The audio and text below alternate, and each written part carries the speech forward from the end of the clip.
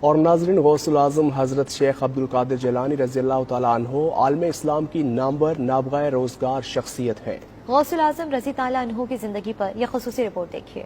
قدوۃ الاولیاء، محبوب سبحانی، قطب ربانی، غوث الثقلین، نجیب الطرفین، غوث العظم سیدنا شیخ عبدالقادر جیلانی رضی اللہ عنہ عالم اسلام کی نامور نابغہ روزگار شخصیت ہے۔ آپ یکم رمضان المبارک 470 ہجری کو ایران کے شہر جیلان میں پیدا ہوئے۔ والد محترم کی طرف سے آپ کا سلسلہ نسب سیدنا امام حسن علیہ السلام، جبکہ والدہ ماجدہ کی طرف سے آپ کا سلسلہ نسب سیدنا امام حسین علیہ السلام سے ملتا ہے۔ آپ کے والد گرامی مجاہد اسلام سیدنا ابو صالح موسیٰ جنگی دوست رحمت اللہ علیہ بھی ایک ولی کامل، اور آپ کی والدہ ماجدہ ام الخیر سیدہ فاطمہ رحمت اللہ علیہ بھی عابدہ زاہدہ خاتون تھیں۔ آپ کے دادا جان اور نانا جان سمیت آپ کا خاندان اولیاء اللہ کا خاندان تھا۔ آپ کی ولادت چونکہ رمضان المبارک میں ہوئی تو اس ماہ مبارک میں آپ نے سحری کا وقت ختم ہونے کے بعد افطار تک دودھ نوش نہ فرمایا۔ آپ نے ابتدائی تعلیم اپنے گھر ہی میں اپنی والدہ ماجدہ اور قصبہ کے دیگر علماء سے حاصل کی۔ آپ اعلیٰ تعلیم کی غرض سے 488 ہجری کو 18 سال کی عمر میں بغداد شریف تشریف لے گئے اور وہاں کے بلند پایا مشائخ کرام اور جید علماء سے کسب فیض کیا اور علمی کمال حاصل کیا۔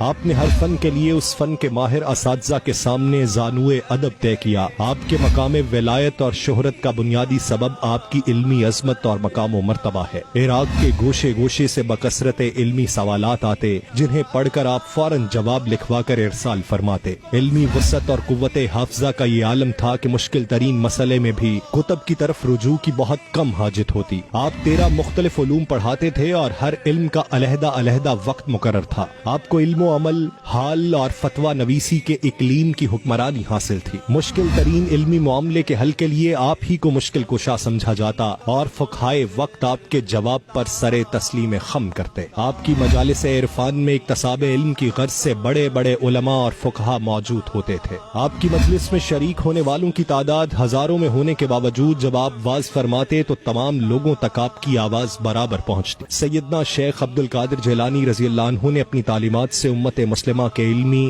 عملی، روحانی اور سیاسی و معاشرتی زوال کو نہ صرف ختم کیا بلکہ معرفت الہی اور نبی کریم صلی اللہ علیہ وآلہ وسلم کی محبت و اطاعت کا درس بھی دیا اور جینے کا سلیقہ بھی سکھایا۔ آپ کی تعلیمات نے امت مسلمہ کے افراد میں نئی روح پھونک دی۔ آپ بال اتفاق علم و فضل، عبادت و ریاضت، زہد و تقوی، حسب و نسب اور ولایت میں اعلیٰ مقام پر فائز تھے۔ آپ زہد و ولایت کے اس مقام پر فائز ہوئے کہ تمام سلاسل طریقت نے آپ کو سلطان الاولیاء، تمام ولیوں کا سردار تسلیم کیا، کیونکہ آپ کی بارگاہ سے فیضیاب ہو کر بے شمار لوگوں نے مقام ولایت حاصل کیا۔ تصوف و طریقت کے حوالے سے تمام سلاسل تصوف کے اکابرین کو بالواسطہ یا بلا واسطہ شیخ عبدالقادر جیلانی رضی اللہ عنہ کے وسیلے سے ہی گلشن تصوف سے خوشہ چینی کا شرف حاصل ہوا۔ آپ کے روحانی سلسلہ عالیہ قادریہ سے لاکھوں اولیاء کرام منسلک ہیں۔ آپ کا وصال مبارک 561 ہجری میں ہوا اور آپ کا مزار مبارک بغداد شریف میں مرجع خلائق ہے۔